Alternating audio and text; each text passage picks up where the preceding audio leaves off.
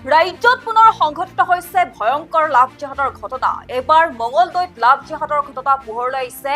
এগৰাকী হিন্দু যুৱতীক মুছলমান যুৱকে হিন্দুৰ পৰিচয় দি পলুৱাই নিয়াৰ অভিযোগ উত্থাপিত হৈছে।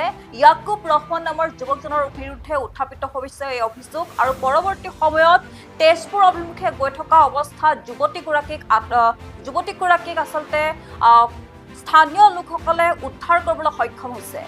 আমি পুনৰবাৰ উল্লেখ কৰিছো, মঙলদৈত পুনৰ লাভ জেহাদৰ ঘটনা সংঘটিত হৈছে। হিন্দুৰ পৰিচয় দি মুছলমান যুৱকে পলুৱাই নিলে এগৰাকী হিন্দু যুৱতীক।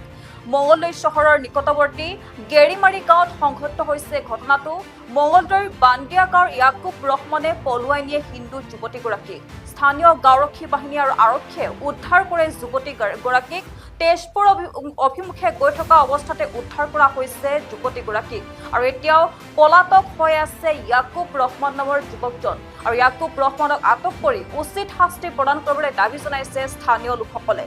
ৰাজ্যৰ বিভিন্ন প্ৰান্তৰ সমান্তৰালকৈ এবাৰ মঙলদৈত সংঘটিত হৈছে লাভ জেহাদৰ ঘটনা। হিন্দুৰ পৰিচয় দি এগৰাকী মুছলমান যুৱকে হিন্দু যুৱতীক পলুৱাই নিয়াৰ অভিযোগ উত্থাপন হৈছে। মঙলদৈ চহৰৰ নিকটৱৰ্তী গেৰিমাৰী গাঁৱত সংঘটিত হৈছে ঘটনাটো।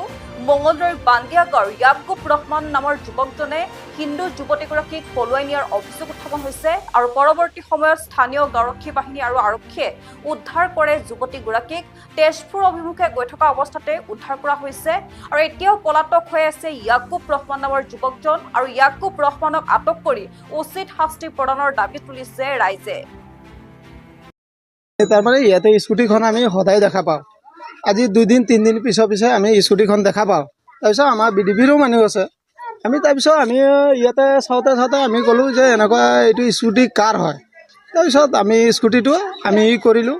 কৰাৰ পিছত কালি আমি ৰাতি ডিউটি দিলোঁ। আমি তাৰমানে ডিউটি দিওঁতে আমি ক'লোঁ যে আমি ডিউটিটো দিওঁ, এইটো স্কুটিৰ মালিক ক'ত আছে। ৰাতি আমি 3টা বজাত আমি এইখিনি ডিউটি কৰি আছোঁ। আমি 11টাৰ পৰাই ডিউটি কৰি আছোঁ। ডিউটি কৰাৰ পিছত আমি যেতিয়া মানুহজন আমি 4-5জন ল'ৰা আমি তেওঁক কৰিছোঁ আৰু তাৰপিছত আমি এতিয়াতো স্কুটিৰ মালিকটো নাহে। তাৰপিছত আমি সন্দেহ কৰাৰ পিছত এইটো গলিত আমি সোমালোঁ। এইটো গলি সোমাওঁতে আমাৰ 2টা ল'ৰা আহিলে। তেওঁলোকে তাতে হাতে পাতে ধৰিলে, ল'ৰাটোক ধৰিলে। ল'ৰাটো হ'ল বান্দিয়াৰ, ইক্ৰাম কিবা নাম আছে, মুছলিম ল'ৰা হয়। তাৰপিছত আমি তাৰ পৰা ধৰি আমি স্কুলৰ তাতে লৈ গ'লোঁ। লৈ যোৱাৰ পিছত তেওঁক আমি ধৰক 4টামান বাজে আৰু তাতে আমি ৰুকিখিনি তাতে কৰিলোঁ, সোধাসুধি কৰি আছোঁ। সোধাসুধি কৰাৰ পিছত মাৰধৰো আমি কৰা নাই বাৰু। তাতে ছোৱালীজনক আমি মাতিছোঁ। আমি কৈছোঁ যে কাৰ ঘৰত আহিছে। তেওঁ কৈছে যে অমুকৰ ঘৰত আহিছোঁ। তো মই কৈছোঁ কাৰ ঘৰত, এনেকুৱা ঘৰত আহিছোঁ। মই কৈছোঁ ঠিক আছে, তেওঁকো মাতিব লাগে। তাৰপিছত ছোৱালীজন যাইখিনি তেওঁক বচালে। এইখিনিয়ে আছে আৰু গাড়ীখন আমি ৰাখি দিছোঁ। মোবাইল এখন ৰাখিছোঁ। মোবাইল আমি থানাত দিছোঁ। গাড়ীখন ইয়াতে আছে, এইটো গাড়ী। বৰ্তমান ল'ৰাটো কেনেকৈ কি হ'ল? ল'ৰাটো তাৰমানে পলাই গৈছে। ছোৱালীটো তাৰমানে ছোৱালীটো কৰিলে, যাইখিনি তেওঁক পলাব কৰি দিলে। তেওঁ কৈ আছে যে এইপিনি দি পলা। তাৰপিছত আমি দৌৰাই গৈছোঁ, ধৰিব পৰা নাই। আমি ৰাতিপুৱাৰ পৰা আমি 4টা বজাৰ পৰা আমি বাইক লৈ ঘূৰি আছোঁ, কিন্তু ল'ৰাটোক ধৰিব পৰা নাই। ছোৱালীটো লৈ পলাইছিল? নাই, ছোৱালীটো নহয়, সি অকলে পলাইছে।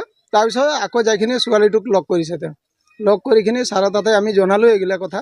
ছাৰে আকৌ থানাত ধৰি লৈ আহিছে ছোৱালীজনক। ল'ৰাটো পলাইছে বোলে বাইকৰ পৰা। এইটো আপোনাৰ এই চৰকাৰ চকৰ অলপ আগত কিবা ঝাৰগাঁও কিবা এনেকুৱা জেগাত কৈছে আৰু। তাৰপিছত তাৰ পৰা ধৰি লৈ আহিছে, আনিখিনি ছাৰে আমাক গোটাই দিছে। ল'ৰা ছোৱালী দুটাকে পাইছে? নাই, ল'ৰাটো পলাইছে। ছোৱালীটোক ছোৱালীটোক ধাক্কা মাৰিখিনি পুলিচৰ গাড়ী দেখা পোৱাৰ পিছতে তেওঁ